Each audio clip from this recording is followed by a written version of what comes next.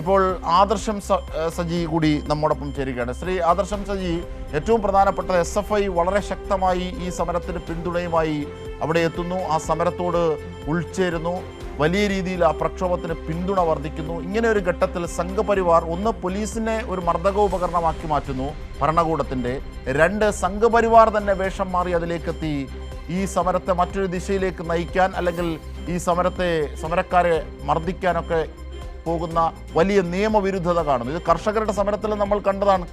സമാന രീതിയാണ് ഈ സംഘപരിവാർ ഇവിടെയും ഉപയോഗിക്കുന്നത്. ജനങ്ങൾ ചോദിക്കുന്നതാണ്, ഒരു ജനാധിപത്യ സർക്കാർ ഇത്തരത്തിലാണോ ഒരു ജനാധിപത്യ സമരത്തെ നേരിടേണ്ടത്? ഈ ചോദ്യമാണ് ആദർശം. ഒരു ജനാധിപത്യപരം നിലയിൽ വിദ്യാർത്ഥികൾ നടത്തിയ സമരത്തെ എങ്ങനെ അടിച്ചമർത്താൻ ഉള്ള ശ്രമമാണ് നമ്മൾ അവിടെ കണ്ടത്. എങ്ങനെയും അടിച്ചമർത്തുന്നത് നരനായാട്ട് ഒരു മനുഷ്യ വേട്ടയാണ് കഴിഞ്ഞ ദിവസം ജന്തർ മന്ദർ സമരവുമായി ബന്ധപ്പെട്ടുകൊണ്ട് പോലീസ് അവിടെ നടത്തിയത്. ഈ ഡൽഹി പോലീസിനെ സംബന്ധിച്ച് നമുക്കറിയാം, ആ പോലീസ് അമിത്ഷാ നിയന്ത്രിക്കുന്ന പോലീസാണ്, ആ സംഘപരിവാർ നിയന്ത്രിക്കുന്ന പോലീസാണ്. ജനാധിപത്യപരമായ സമരങ്ങളെ കേൾക്കാൻ, മുദ്രാവാക്യങ്ങളെ കേൾക്കാൻ പോലും ഭയമായിട്ടുള്ളൊരു പോലീസാണ്. എതിർ ശബ്ദങ്ങളെ ഏതൊക്കെ നിലയിൽ അടിച്ചൊതുക്കാം, ജയിലിൽ അടയ്ക്കാം, ഇല്ലാതാക്കാം, അതിനു വേണ്ടി ഉപയോഗിക്കുന്നതാണ്. ഇപ്പോ ഇവിടെ നേരത്തെ സൂചിപ്പിച്ചതല്ലേ, ഈ പരീക്ഷ ചോദ്യ പേപ്പർ ചോർന്ന ഘട്ടം, അതായത് മെയ് മാസം 12-ാം തീയതി പരീക്ഷ റദ്ദ് ചെയ്ത ദിവസം തന്നെ വിദ്യാഭ്യാസ വകുപ്പ് മന്ത്രിയുടെ ഓഫീസിലേക്ക്, ധർമ്മേന്ദ്ര പ്രധാന്റെ ഓഫീസിലേക്ക് SFI സമരം നടത്തി. അതിനെയും പോലീസ് ഏത് നിലയിലാണ് നമ്മൾ നടത്തുന്ന സമരങ്ങൾ അടിച്ചമർത്താൻ വേണ്ടി ശ്രമിച്ചു. നിരവധി വിദ്യാർത്ഥികൾക്കാണ് ആ ഘട്ടത്തിൽ തന്നെ പരിക്ക് പറ്റിയത്.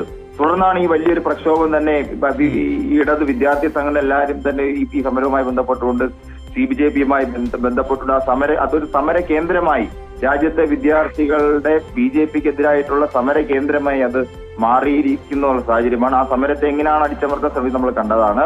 അതായത് വേഷം മാറിയെത്തി, ഇപ്പൊ യൂണിഫോം ഇടാത്ത പോലീസ്, യൂണിഫോം ഇട്ട പോലീസ്, ഇപ്പം നെയിം പ്ലേറ്റ് പോലും ഇല്ലാത്ത നിരവധി പേരാണ് ലാത്തിയുമായി കുട്ടികളെ ഉൾപ്പെടെ 14, 15 വയസ്സുള്ള കുട്ടികളെ ഉൾപ്പെടെ മർദ്ദിക്കുന്ന സാഹചര്യം ഉണ്ടായി. പെൺകുട്ടികളെ പുരുഷ പോലീസുകാർ മർദ്ദിച്ചില്ലാതാക്കുന്ന ഒരു ശ്രമം അവിടെ കൊണ്ട് ആ നിലയിൽ ഒരു നരനായാട്ട്, നരവേട്ടയാണ് കഴിഞ്ഞ ദിവസം സമരവുമായി ബന്ധപ്പെട്ടുകൊണ്ട് ജന്തർ മന്ദറിൽ പോലീസ് നടത്തിയത്. പക്ഷേ ഒരിഞ്ച് പിന്നോട്ട് പോകാൻ സമര വോളണ്ടിയർമാർ തയ്യാറായില്ല എന്നുള്ളതാണ് നമ്മൾ കാണേണ്ടത്.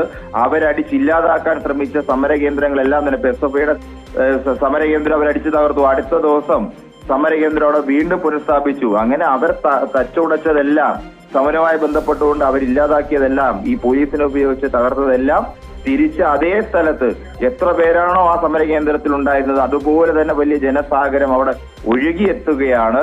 ഇത് സംഘപരിവാറിന്റെ BJPയുടെ പരാജയം തന്നെയാണ്. അവർ ഈ സമരത്തിനെ എങ്ങനെ ഭയക്കുന്നോ അതുകൊണ്ടാണ് ഈ നിലയിൽ മർദ്ദിക്കാൻ വേണ്ടി, ഇല്ലാതാക്കാൻ വേണ്ടി BJP, സംഘപരിവാർ, പോലീസ്, RSSന്റെ ഗുണ്ടകൾ ഈ സമരത്തിനെ ഇല്ലാതാക്കാൻ ശ്രമിച്ചത്. പക്ഷെ ഇന്ത്യയിലെ ജനത ഒരിഞ്ച് പിന്നോട്ട് പോകാൻ തയ്യാറല്ല.